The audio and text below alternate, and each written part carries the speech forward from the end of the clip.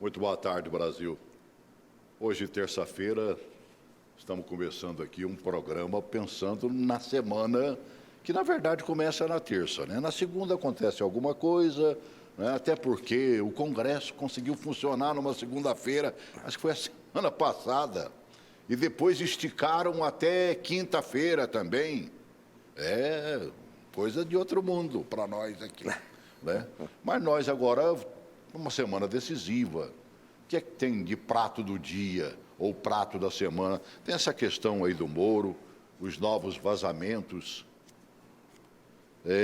liberdade de Lula, Supremo passando uma nova visão sobre o pedido de liberdade, ou de repente até para derrubar, né, a condenação e tudo mais. Vai estar na hora da gente fazer nessa terça-feira um programa com uma visão um pouco mais jurídica.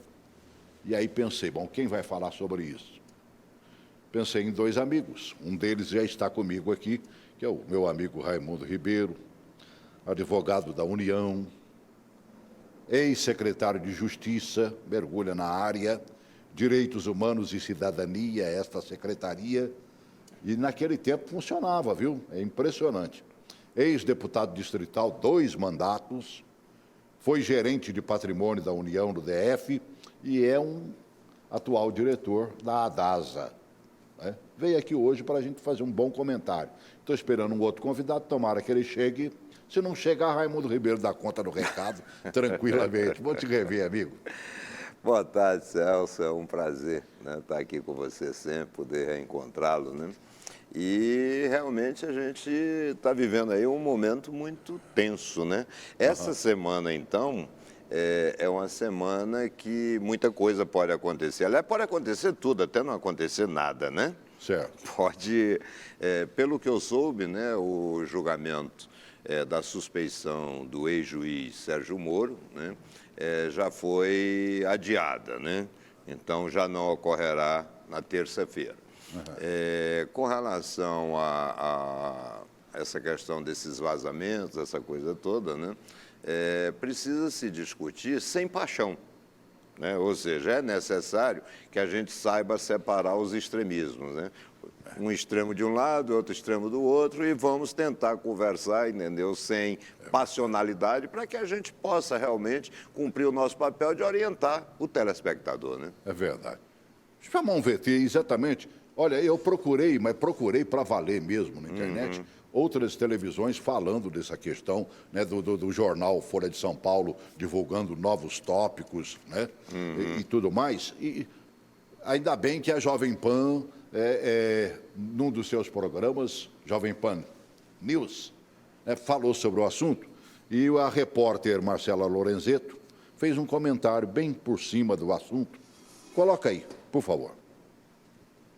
Após novas divulgações de supostos diálogos entre Sérgio Moro e procuradores da Lava Jato, o ministro da Justiça e Segurança Pública desiste de ir à Câmara dos Deputados. A audiência estava marcada para a próxima quarta-feira. No entanto, o ministro cancelou a visita e não propôs uma nova data. Na última semana, o ex-juiz responsável pela Lava Jato em Curitiba passou quase 9 horas no Senado dando explicações sobre mensagens atribuídas a ele e divulgadas pelo The Intercept Brasil. Neste domingo, novos trechos foram publicados pelo site em parceria com o jornal Folha de São Paulo. O conteúdo mostra que procuradores da Força Tarefa da Lava Jato se articularam para evitar tensões entre Moro e o Supremo Tribunal Federal durante um momento crítico da operação em 2016.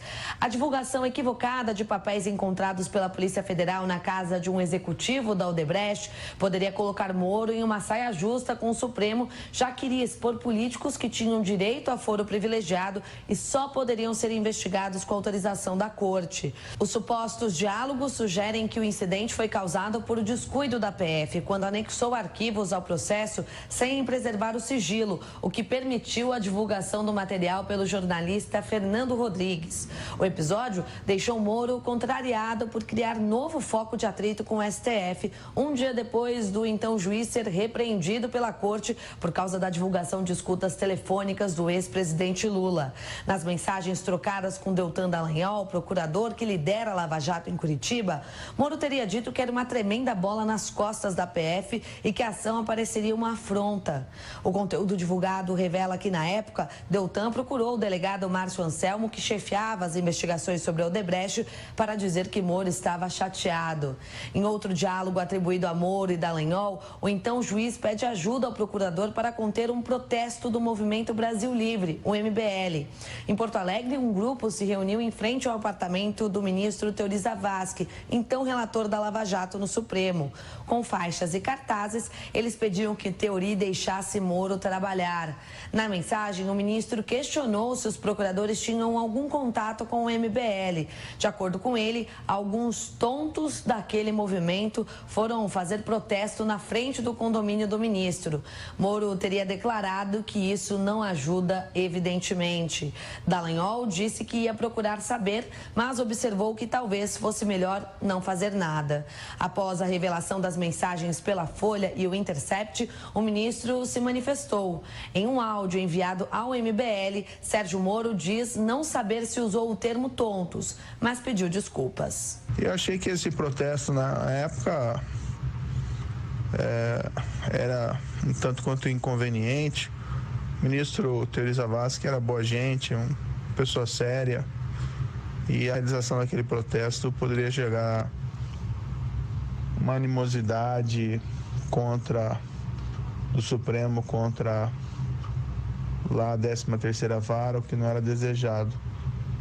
Consta ali um termo que não sei se usei mesmo, acredito que não, pode ter sido adulterado, mas queria dizer assim, pedir minhas escusas se eu eventualmente utilizei, porque eu sempre respeitei o Movimento Brasil Livre e sempre agradeci o apoio que esse movimento deu. No áudio, Moro ainda sustentou que as mensagens foram obtidas de maneira criminosa por um hacker.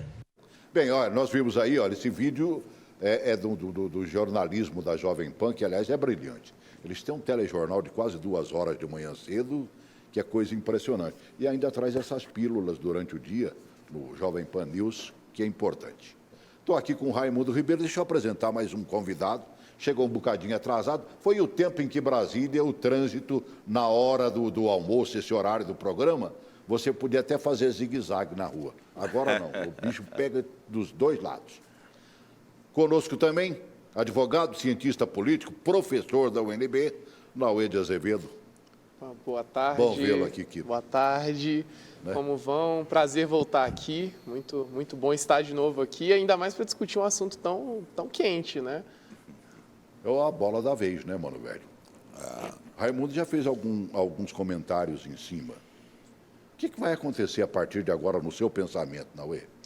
É interessante, essa discussão dá a gente uma possibilidade de sair do lugar comum que a gente entrou, né? Porque o combate à corrupção, ele precisa ser feito de forma muito direta, reta e dentro das balizas institucionais. Se a gente tem qualquer fuga disso, o que acontece? Você acaba gerando uma resposta do agente corrupto, que hoje detém o poder necessário para fazer isso, e o combate à corrupção retrocede.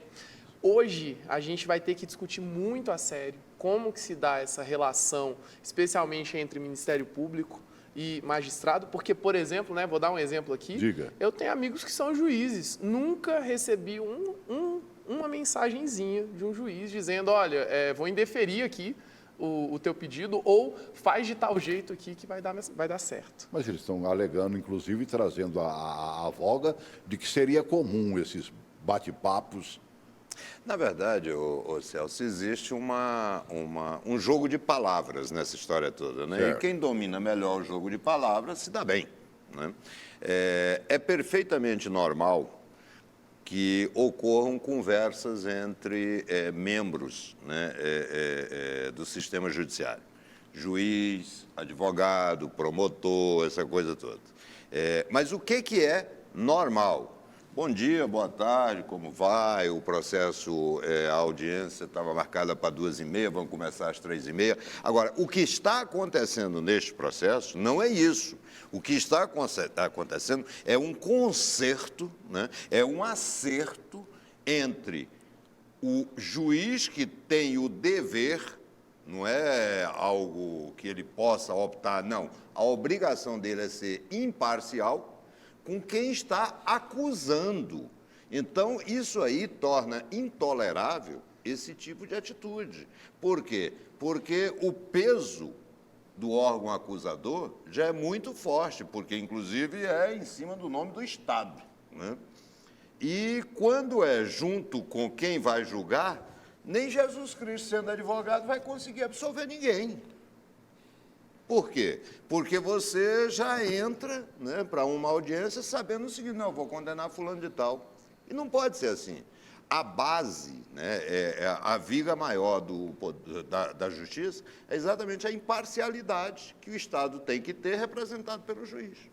Olha, eu tenho visto, por exemplo, não é porque Moro falou, porque o Ministério Público se manifestou através do Dallagnol, ou seja lá, de outros membros do Ministério Público, mas o que é que existe de concreto nisso? Você pode me dizer?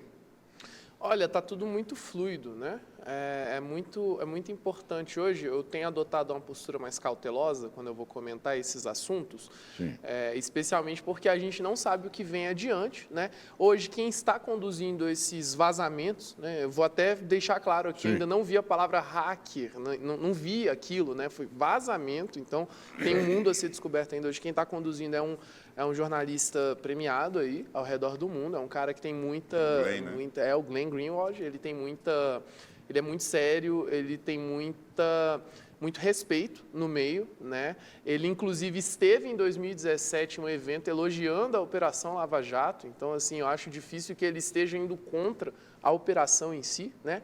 Mas hoje a gente tem um pequeno problema que é exatamente essa mitigação da presunção da inocência. Porque as pessoas, até por conta desse estado que a gente entrou na sociedade de ebulição, de ninguém aguentar mais o que acontece em fenômenos de corrupção, as pessoas passaram a julgar já direto. Então, você já começa a condenar.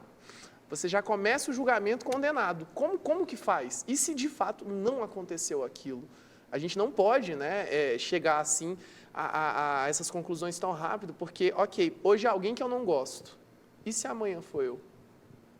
Ou alguém que você gosta. Ou alguém que eu gosto. É verdade. Não tem como, não tem como. E aí eu já vi declarações um pouco atrapalhadas de alguns agentes políticos, né, dizendo, não, peraí, não pode, se isso anular alguma coisa, não pode anular para fulano, cicrano e beltrano, porque fulano, cicrano e beltrano do mal. Não, gente, a lei é uma. Para um, anular para todo mundo. A lei é uma, a lei é para todo mundo, a gente não pode ficar preso em balizas autoimpostas. Assim. Você acabou de dizer que o cidadão da Intercept elogiou a Lava Jato. É verdade.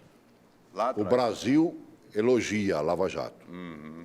A gente não pode se esquecer, sabe, pegou realmente, né, você que falava o tempo todo nos programas que sempre participou, né, que havia um surrupiamento de dinheiro no Brasil. Eu também apoiei a Lava Jato. Eu fui para a rua, você se lembra disso? Me lembro disso, com certeza. Entendeu? Certo, mas aí tem um mérito a Lava Jato.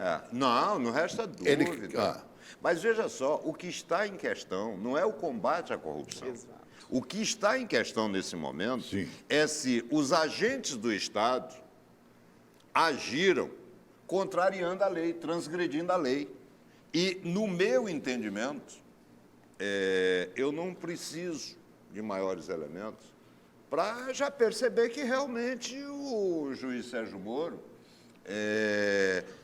se acertou com o Ministério Público para tomar decisões, o que é uma atitude não recomendável. Tá certo? Eu sei que é necessário isso, às vezes, porque muitas vozes apaixonadas estão nos ouvindo, mas você é obrigado a contar a verdade. E a verdade é o seguinte, aquele tipo de diálogo que existia entre a força-tarefa da Lava Jato e o juiz Sérgio Moro, aquilo não é normal, aquilo não é correto, e eu diria mais, aquilo é ilegal. Agora, isso não significa que alguém aqui seja contra o combate à corrupção. O combate à corrupção não é monopólio do Ministério Público. O que você não pode é combater a corrupção corrompendo o processo penal. Isso é que não pode acontecer. Arrumar provas que não sejam provas. Arrumar provas que não sejam, manipular a opinião pública, como claramente se eles dizem, né? E outra coisa, essa baboseira que o ministro Moro, me perdoe, está dizendo, e tal, eu não tenho certeza, não sei. Não, o que ele está é dentro de uma retórica, tentando não mentir. Por quê? Porque as mensagens são verdadeiras. Tanto que ele, quando pede desculpa aos tontos do MBL, que ele mesmo chamou... Acabou de sair o áudio. Acabou de sair o áudio. Ao pedir desculpas, ele admite. E é interessante porque a Lava Jato é um marco no combate à corrupção no Brasil. Os números são impressionantes, mas a Lava Jato não pode continuar a ser utilizada como um manto de cobertura de agentes do Estado que estão praticando malfeitos. Ilícitos. Não pode. Exato, é isso. A gente não pode deixar essa operação anticorrupção, que é um marco e que dali já tem, eu acho que mais 200 operações que estão acontecendo no Brasil afora, que estão conseguindo efetivamente pegar agentes corruptos. A gente não pode deixar essa operação ser geopardizada desse jeito. O combate à corrupção, ele tem que ser permanente. Permanente. Agora, o Estado precisa estar vigiando, por exemplo, se o CNMP, que recebeu diversas denúncias dos exageros que estavam sendo praticados por procuradores, se tivesse agido no tempo certo, de repente não teria tomado essa dimensão. O Estado tem mecanismos de controle. O CNJ recebeu inúmeras denúncias acerca do ministro Sérgio Moro, inclusive lá no início da carreira dele. Nada pessoal contra ele, entendeu? Agora, o que precisa é o Estado ter o controle. Eu fico imaginando você lá dentro da AGU, certo? Você passou lá dentro quanto tempo? Rapaz, 93 até 2005, Né? um bocado de tempo. Um bocado de tempo, né? Aí você chamado a defender o ministro Sérgio Moro como advogado-geral da União. Não o geral, o advogado da União. Advogado da União. Advogado-geral da União. Advocacia Geral da União. Advocacia Geral. Advogado da União. E aí, você ia chegar e dizer, não tem desculpa?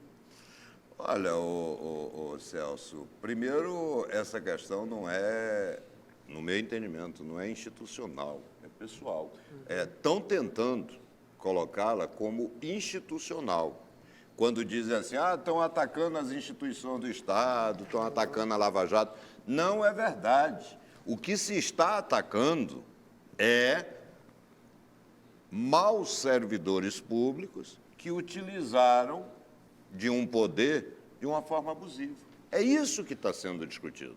Agora, é claro que quando você fala isso para alguém que é apaixonado, né, nós temos de um lado os que querem Lula solto, de outro lado os bolsonaristas, né? É claro que, estando apaixonados, eles não querem raciocinar à luz da lei. À luz da lei, o que aconteceu é o seguinte, a Operação Lava Jato conseguiu desvendar um grande sistema de corrupção que corroía o Estado, tá certo? Agora, ao longo do tempo, os agentes que impulsionavam a Lava Jato utilizaram de métodos que não têm amparo legal. É essa a questão. Ninguém está aqui condenando o combate à corrupção. O que se está é condenando o agente que praticou ilegalidades a pretexto de combatê-las. E me preocupa muito o tanto de paixão que envolve essa questão, exatamente porque, ao meu ver, não há preto e branco no direito, a não ser a lei. O que está na lei tem que ser cumprido e ponto final. Só que, como existe muita paixão nessa questão toda, hoje já se está no centro desse debate a liberdade ou não do ex-presidente Luiz Inácio Lula da Silva. Só que o que a gente tem um problema muito grande aqui é que eu não posso deixar o Estado democrático de direito em função de X, Y ou Z. O Estado democrático de direito trouxe avanços, como, por exemplo, o princípio da legalidade, que isso aí já daria outro programa sobre diversas coisas que a gente precisa discutir, que vêm sendo decididas aí, e também a presunção de inocência. E esses princípios, para mim, são inegociáveis. Então, se o cara é acusado, seja ele o ex-presidente da República, ou seja ele a pessoa com menos condições materiais possíveis, tem que ter o mesmo direito à defesa. Eu sei. Vou botar uma pimentinha nessa cocada aí, ou uma formiguinha. Eu fico imaginando, se ninguém pode contrariar a Operação Lava Jato, ela foi verdadeira, ela continua sendo verdadeira, ela está mostrando um novo Brasil que combate a corrupção, que antigamente tinha político que dizia o roubo mais fácil. Tinha que parar com esse negócio. Até na televisão o cara aparecia. Não, ele falava desse roubo mais fácil. Ou eu era moleque, eu via, né? Isso lá no meu interior de São Paulo, né? Verdade. Que deve muito ao então governador Adhemar de Barros, porque fez muita coisa pela minha cidade. Ficou conhecido com essa Foi muito bem máxima. votado na minha cidade e ele compensou a cidade por causa disso. Agora, a mesma coisa também não seria verdadeira em relação ao Lula? Assim como a Lava Jato é incontestável, enquanto é lógico e os princípios que fizeram chegar onde chegou pode ser contestado, a condenação de Lula, passando, por exemplo, por Moro e passando pelo TRF4, e os caras querem liberdade de Lula, até aí não seria também contrariar uma verdade, não? Eu vou até pedir desculpa para o telespectador que tem mais associação emocional aí com a figura do ex-presidente, mas eu acho que ele é uma pessoa que tem todas as condições do mundo de se defender, e isso está bem claro pelo número de petições, pelo número de habeas corpus, pelo número de instrumentos jurídicos que foram utilizados e estão sendo utilizados ainda. Eu acho o seguinte, a gente precisa passar essa discussão como sociedade. E, vai e vamos andar, porque a gente tem tantas coisas que estão na pauta, que precisam de fato, né, ser discutidas. As instâncias judiciais já estão discutindo, a STJ já fez uma análise aí do que considerava ser justo, do que considerava não ser justo, e ainda cabe o Supremo Tribunal Federal, depois, se chegar lá em grau de recurso extraordinário, fazer a discussão do que deve. Eu acho que essa discussão é agora da gente ficar entre Lula livre, não Lula livre, e põe a Lava Jato de refém, e usa a Lava Jato para fazer os outros de refém. Sabe, a gente acaba dando voltas ao redor do próprio rabo e a gente acaba... triste, mas é verdadeiro. E a gente não avança. A gente não avança. O combate à corrupção não começou com o Lula e não vai terminar com o Lula. E nem começou com a Lava Jato. E nem vai terminar com a Lava Jato. Porque já existiam pessoas que combatiam. Agora, não tinham, muitas vezes, o apoio midiático que a Lava Jato passou a ter. Agora, você me permite complementar? Veja só, o grande problema é que as pessoas querem discutir de uma forma dicotômica, né? Quer dizer, a Lava Jato ou Lula solto? Olha aí, eu, por exemplo, não estou aqui defendendo Lula solto, não. Acho que o Naue também não está. O que nós estamos defendendo, e é obrigação nossa, enquanto advogados, que nós estamos defendendo, é o devido processo legal. Exato. Seja para o Lula, seja para Dona Maria, seja para o Zé das Couves, não importa. Claro. O que tem que importar é o seguinte, o devido processo legal tem que passar por todos. E me parece que, neste caso dos vazamentos, infelizmente, não sei por qual razão ainda, tanto o ex-juiz quanto os procuradores ultrapassaram, pularam o corguinho. Pularam o corguinho. Da responsabilidade pessoal, né? Exatamente. Né? O processo penal não foi respeitado. Porque aquilo ali não são conversas. Aquilo é conluio. O que aconteceu.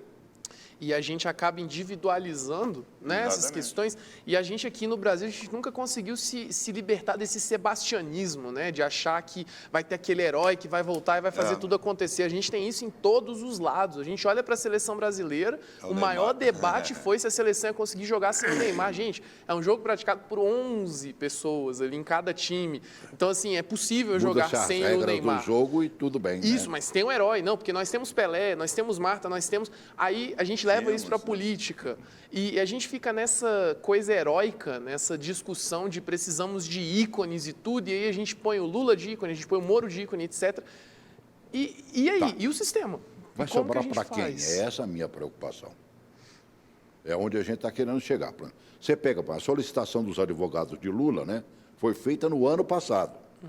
Tinha E nada a ver com os calhou, vazamentos. e calhou, né, de chegar o momento do Supremo se debruçar sobre ela, com esses vazamentos do relacionamento Moro-Ministério Público.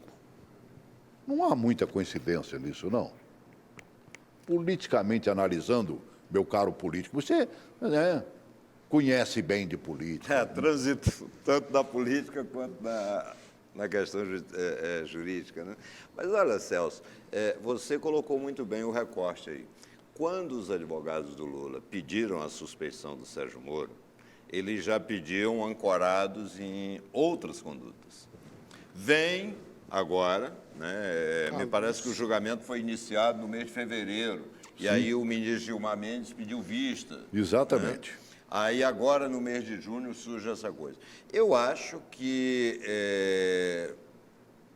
não houve aí coincidência. Não, eu acho que simplesmente aconteceu porque a dinâmica dos fatos leva a esse tipo de coisa. Agora, não resta dúvida que não tem como você não considerar o conteúdo desses vazamentos no julgamento. Não tem como, porque é público e notório. É coisa de já, né? Entendeu? Quer dizer, talvez isso venha até a ajudar na tomada de decisão, ou para um lado ou para o outro. Agora imagina um cataclismo. Só imagina. Hoje a gente já tem um cenário social mexido. Se o Supremo entende, por alguma razão, né, porque agora a gente tem uma escolha de Sofia para fazer. A gente não tem uma escolha fácil a ser feita. Não tem uma escolha fácil. Se de fato ficar comprovado que houve algum tipo de nulidade a partir desses vazamentos, se ficar comprovado que houve conluio, enfim, que o juiz agiu sem a imparcialidade, que é o princípio mais caro ao membro do Poder Judiciário, o que vai acontecer? O que pode acontecer? Imagina se derruba esse processo inteiro e precisa reiniciar a instrução. E esse tipo de escolha de Sofia, que a gente que combate a corrupção não pode fazer. Por isso que a gente tem tanta preocupação do processo seguir os ritos legais estritos, exatamente para que a gente não tenha esse risco. Por quê? Se o Supremo toma uma decisão dessas, a sociedade vai querer o impeachment de todos os 11 ministros, independente de ter votado contra, a favor. Não assim, sobra só para o Moro, não, mano, velho? Não, assim, vai ter gente, a gente está falando de emoção. É porque está num clima apaixonado. É emoção. É essa a questão. As pessoas não estão pensando... A intolerância está muito grande. Isso, né? elas não estão pensando de forma racional, lógica racional nesse processo. Olha, se tem uma coisa errada no processo, o processo precisa voltar. Até porque a realidade da população brasileira, infelizmente, ainda não é essa. Ainda não é, nós ainda não alcançamos. Deixa eu botar mais uma pimenta nessa coisa. Imagine, porque está se usando muito o argumento, o Lula foi condenado por 11 juízes. Primeiro, são fases distintas e faz análises distintas, né? Quer dizer, então esse argumento ele é sofismático. Exatamente. Né? Mas imagine, eu não sei, mas imagine que saia algum vídeo, algum áudio, alguma mensagem trocada entre o juiz Sérgio Moro e os desembargadores que deveriam revisar a sentença. Já imaginou uma situação dessa? E assim, olha o contexto. O contexto ele é ruim exatamente porque o desembargador aqui de Brasília já teve que se bicar com o Sérgio Moro porque o Sérgio Moro estava avocando competência que era do desembargador. A turma decidiu de um jeito e o juiz quis afastar a decisão daquela turma e o desembargador, presidente da turma, disse, amigão, tem uma hierarquia aqui. O senhor é juiz, nós somos desembargadores. Que foi quando surgiu a máxima de que o Moro passou a ter jurisdição universal. Exatamente. O que é jurisdição? Jurisdição é você poder julgar os processos, né? E o Moro, segundo alguns membros, né? Não, ele é universal, ele pode atuar em qualquer lugar. Aliás, se discute muito esse processo do sítio de Atibaia.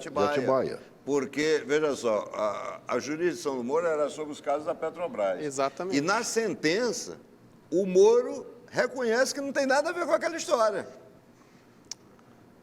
Aquela é outra coisa. Uma coisa é uma coisa, outra coisa é outra coisa. Quer dizer, Já deveria dizia o ter velho sido julgado ditado, em São né? Paulo. O contexto é muito negativo. E o que acontece? Como a gente está falando de um Não dá debate pra fazer tecnicamente, de um nível tecnicamente alto, né, assim, que hoje, né, eu tenho alunos que estão aí finalizando o curso de Direito que ainda não conseguiram pegar as nuances disso. A gente está falando de coisas que estão, né, num campo mais avançado de estudos. Justificar isso para a população média é difícil. Por quê? Porque o nosso impulso natural, isso eu posso falar, acho que por todos nós, inclusive, se a gente vê uma coisa errada, a gente quer que aquilo seja resolvido. E acabou. Então, veja o contexto, que contexto ruim que se formou. É um contexto que requer um nível técnico para ser entendido. É muito difícil. Como que eu vou explicar para minha avó uma questão de competência, por exemplo? Não é uma coisa tão simples. Não precisa nem da fazer. sua avó. Fala para esse vovô aqui, que eu também estou perdido aqui. Eu estou tentando Sabe? descobrir. É difícil. E aí a gente acaba tendo uma escolha de Sofia aí pela frente, se de fato ficar Agora, comprovado o que alguma mais coisa. me apavora foi uma palavra de vocês aí, de que se caísse, por exemplo, supostamente um ministro Moro, os demais também estariam na linha de queda. Quer dizer, haveria uma mudança total. Se pequenas mudanças que o Bolsonaro já fez em 6 meses de governo já deixa a gente super pensativo, dando impressão de que ele ainda não conseguiu começar a governar, imagina uma queda total de ministros. Mas, Celso, é a gravidade do momento. É isso que o Naue colocou, que chegou a tal ponto a situação que ou você demonizou ou canonizou as pessoas. Não existe mais o meio dessa coisa. Então, vamos supor que o Supremo Tribunal Federal reconheça a suspeição do Moro e, por causa disso, mande soltar o Lula. Se bem que o Lula pode ser solto já agora, em setembro. Setembro, Pelos né? cálculos que estão fazendo. Mas vamos supor Mas que teria aconteça isso. cumprido o tempo da lei. Da lei.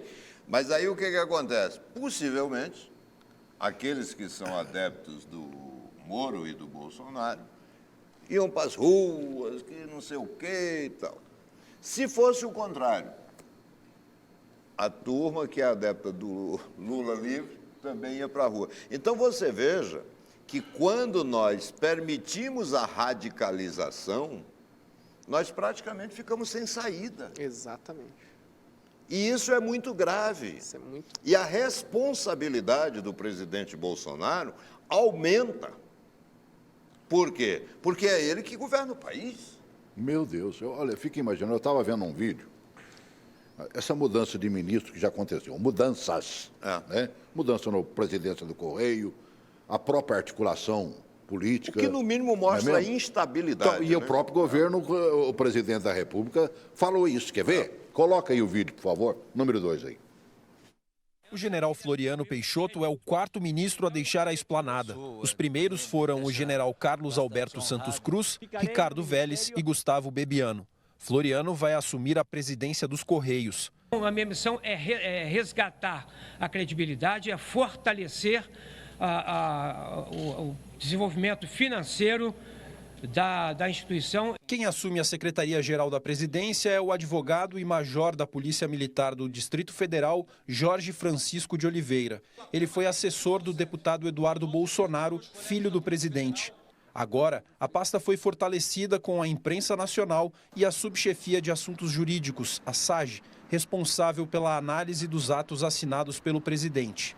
O presidente entendeu por deixar claro o papel da Segov como sendo o braço de articulação do governo, ou seja, do governo para fora, a Casa Civil, o braço de coordenação do governo para dentro, e a Secretaria-Geral é um órgão de gestão da presidência. E demitiu Bebiano, Floriano Peixoto, que foi transferido, e agora Jorge Oliveira. Isso mostra a fragilidade desse governo e a total falta de condições de governabilidade que ele oferece.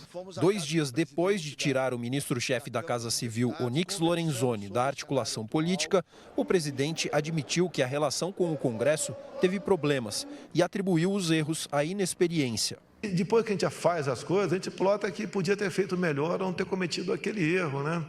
Quando nós montamos aqui, no primeiro momento, isso aqui, inexperiência nossa, tivemos algumas mudanças, né, nas funções de cada um que não deu certo. Então, em grande parte, retornamos o que era feito em governo anterior. Você acha que em governo anterior, eu não vi cair tanto ministro ou mudanças de ministro, de direção, em primeiros meses de governos anteriores? Celso, na verdade, me parece que o presidente Bolsonaro não estava preparado para ser presidente da República. Não tinha plano de governo, a discussão dele e a campanha dele foi feita nas redes sociais, com chavões, essa coisa toda, né? E agora ele teve que se olhar no espelho. E a figura não é bonita. Por quê? Porque o Brasil tem inúmeros problemas. E o Brasil precisa ser levado a sério.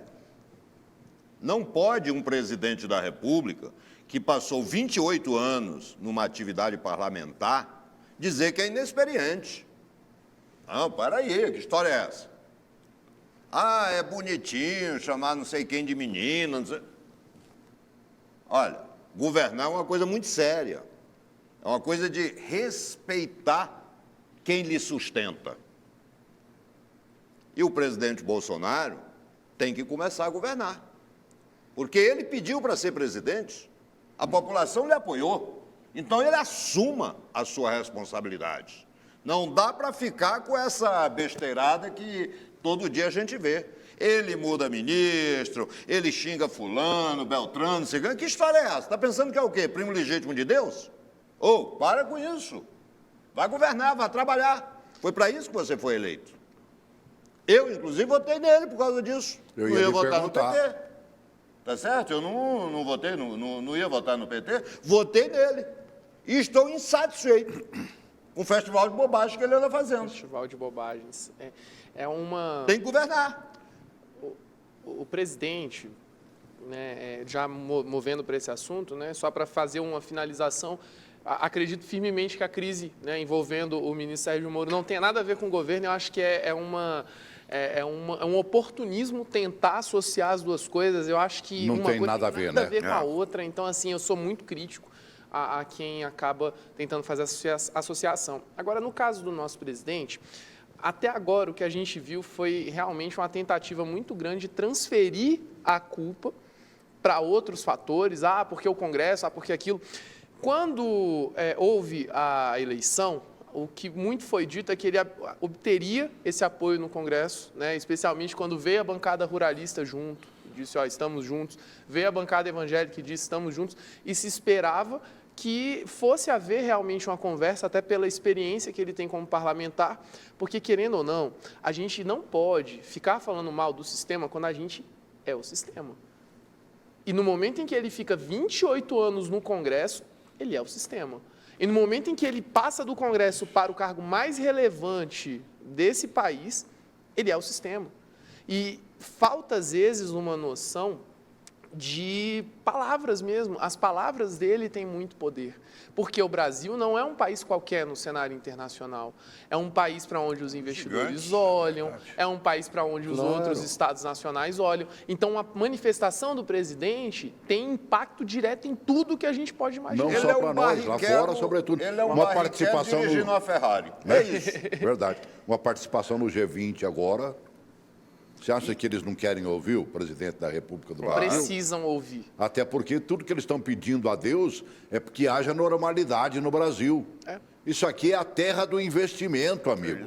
E eu espero, francamente, que a gente consiga corrigir, né, os rumos que o país está tomando, porque o que me parece é que, se não fosse a articulação parlamentar, que hoje tentam condenar, sim, tem gente corrupta lá dentro, claro que tem, só que existem pessoas que estão ali por ideais, que estão lutando por aquilo, e eu quero crer que a maioria daquelas pessoas são pessoas de ideal, que estão ali lutando por um país, têm uma visão de país e querem democraticamente discutir essa visão de país. Então, acho que não é a saída a gente demonizar instituições, e eu espero que a presidência da República consiga harmonizar com o parlamento para que a gente consiga achar o rumo aí que a gente precisa para o Não, país. esse discurso de demonização da atividade política, ele é um discurso mentiroso. Sabe por quê?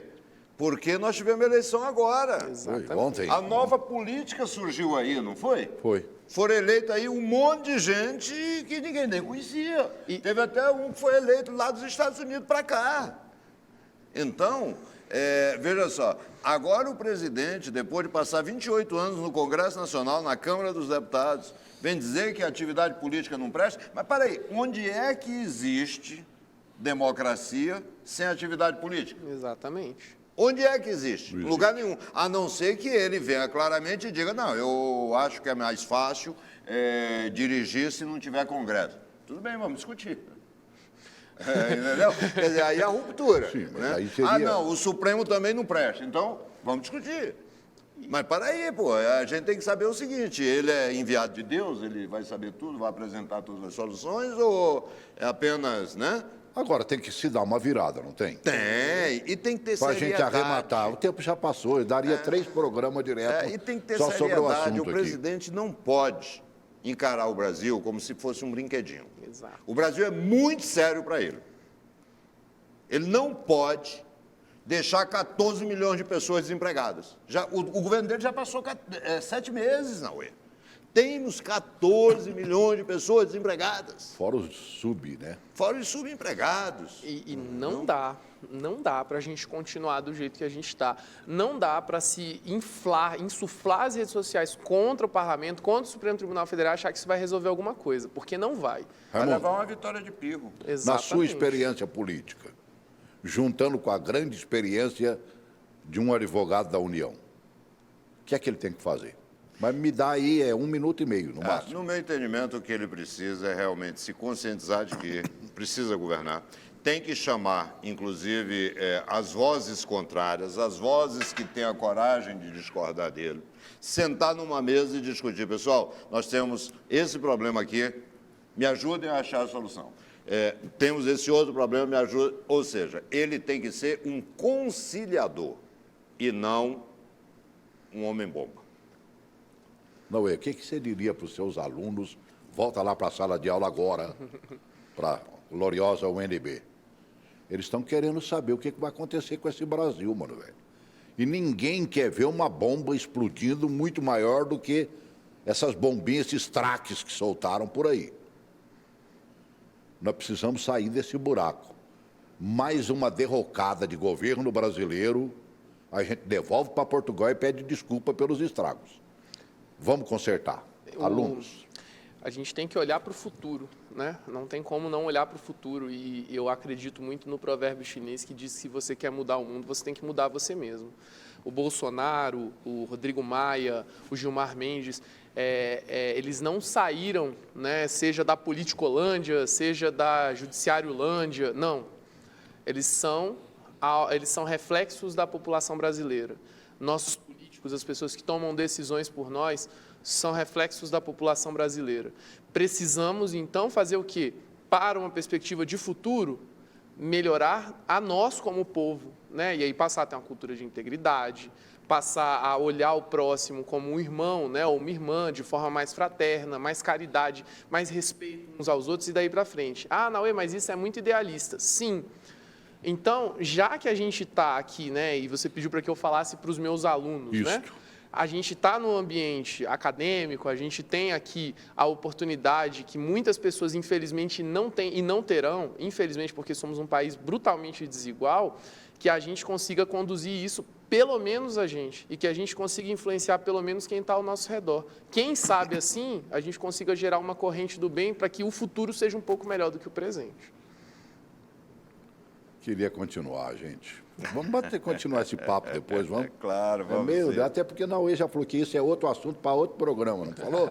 Lá na frente? Se é só, se ainda diga aí, for possível. Por exemplo, tem muita gente que ainda não sabe que o Brasil tem só 3 poderes, que cada um tem uma função, que eles têm a obrigação de serem independentes, mais harmônicos, que existem instituições que não são poderes, mas agem como tal. Olha, o que eu mais percebo no Brasil, agradecendo a presença de Naue, Raimundo, né, é uma sede no pote antes de que as coisas aconteçam. Você pega um cidadão no estado de São Paulo que se elege prefeito, larga o mandato no meio para ser governador do estado. Ele nem começou a ser governador de estado, ele já está pensando na presidência da República e movendo o mundo à sua volta, até o próprio partido PSDB, no sentido de que ele seja candidato daqui a 3 anos e meio. O Bolsonaro não falava em reeleição. Aliás, eu me lembro, por exemplo, que ele jurava, ele fez isso no meu programa aqui, no nosso, de que ele cumpriria um mandato. Já está pensando em reeleição. Ou não é melhor governar, fazer um governo esplêndido? Aí o povo vai para as ruas pedindo reeleição. Seu Rodrigo Maia, que do nada, de repente, alçado como presidente na Câmara na legislatura anterior, conseguiu se eleger novamente presidente da Câmara, mas será que ele está pensando única e exclusivamente no bem-estar do Brasil? Nas coisas importantes que o Congresso Nacional tem a fazer, tanto em Câmara e Senado, e que poderia dar expressividade ao povo brasileiro? Ele está pensando em ser presidente da República. Ele já é candidato a presidente da República, 3 anos e meio antes de um governo acontecer. Não está na hora da gente pensar o Brasil do hoje e do agora? Nos 14 milhões de desempregados, outros tantos, se não o dobro, de pessoas que estão vivendo, sabe, vendendo garrafinha d'água na esquina, ou subempregados em qualquer lugar. Eu conversei com um cidadão, por exemplo, que ganhava 2.000, eu falei, aceitei ganhar 1.000 para fazer a mesma coisa, que o que eu não posso é passar fome e deixar minha família passar fome. Vamos apertar o cinto, mas com 1.000 eu vou me virar. O duro é se fosse com 0. Sabe, se o Brasil parasse para pensar no devido momento, nas suas eleições, não teríamos surpresa, nós teríamos um bom governo. Seria aquele governador do estado de São Paulo ajudando o Bolsonaro a ser um bom presidente da República, o Maia fazendo a mesma coisa e outros grandes nomes que pensam em ser candidato no futuro. Uma verdadeira união nacional. Se ela não acontecer, vamos continuar como dantes, em tempo de Bolsonaro, no quartel de Abrantes. E eu vou te dizer uma coisa, às vezes eu tenho a sensação que a gente está em eleição continuamente desde... Não, nós não paramos, mano, velho. Desde Collor, está em eleição desde então. Nós não paramos. E vem essa, né, essa visão de... Mas está faltando surgir um estadista. Estadista que a gente esperava fosse o Bolsonaro. Mas veja só, o estadista é o quê? É o servidor do público. É verdade. Serve ao público. Vou deixar aqui apenas um nome, Juscelino Kubitschek de Oliveira. É verdade. Serviu o Brasil. Olha, eu falei esperava fosse. Eu espero que seja. Eu tiro o esperava. Ainda dá tempo. Dá tempo. São 4 anos de governo. O que representam 6 meses, amigo? Maravilha, foi de tropeços e tropeços. É caindo que a gente se levanta. Aprenda com os erros. Isso. Aprenda com os erros, disse bem Raimundo. Menos Twitter, mais governo. O que você falou mesmo? Menos Twitter, mais governo. Pronto, está aí matado a pau a solução para o Brasil. Apesar dele ser palmeirense. É verdade, né? E você é fluminense. Eu não sei que não é o quê. Aqui é o Flamengo. Flamengo. Então corta essa parte, tá? Grande abraço, obrigado por terem vindo. Obrigado, Vamos pensar Celso. no Brasil de hoje. Deixa eleições para no tempo certo. Daqui a 3 anos e meio. Daqui 3 anos e meio. Tem eleição municipal. Deixe os municípios quebrarem todinho o pau lá e elegerem o melhor. Estão precisando fazer isso, inclusive. Mas é municipal. Grande abraço.